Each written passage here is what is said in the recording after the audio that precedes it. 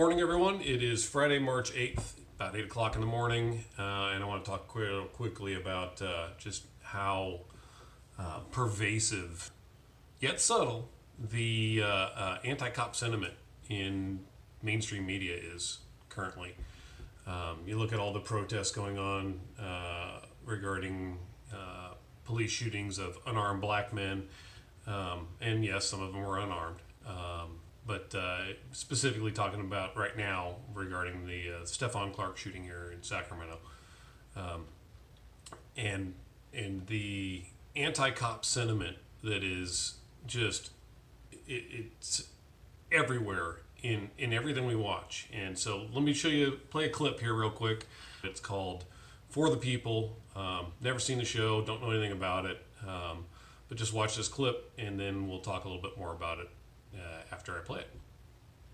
This was the senator's son's house. Maybe he was shot at his son's house because there was less security there? Senators don't have full-time security outside of Washington. Sir, FBI is confirming Senator Carson was shot by local police. The police? That doesn't make any sense. Senator Carson is white.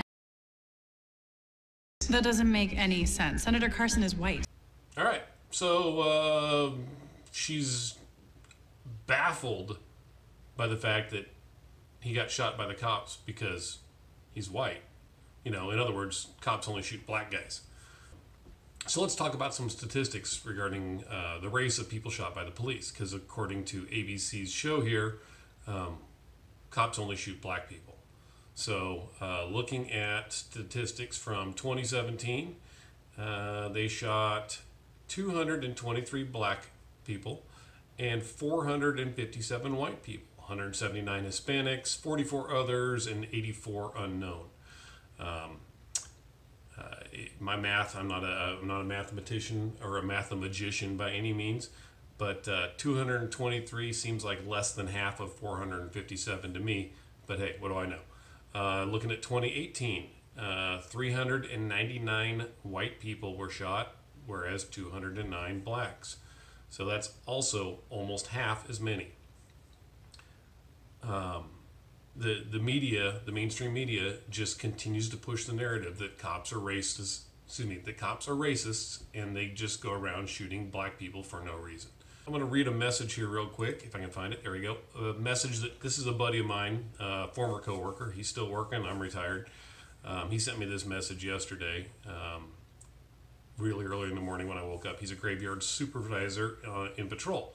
So he says, I'm just going to read it. It says, "A fine example of how the media lying and pushing a false narrative causes problems. Tonight, one of my guys tried to stop a car driving real fast with no headlights.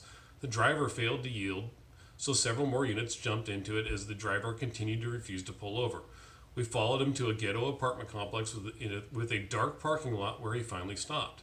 The initial deputy approached the car and directed the solo driver, young black male, to get out of the car. Right away, the driver is yelling, 'Fuck you, what did I do wrong?' blah, blah, blah. Deputy pulls him out. Dude won't cooperate as two deputies try to cuff him. He gets twisted up, but no more than needed. He is screaming for help in the complex because we are going to, and this is in quotes, we are going to kill him. He didn't stop because he was afraid of the cop.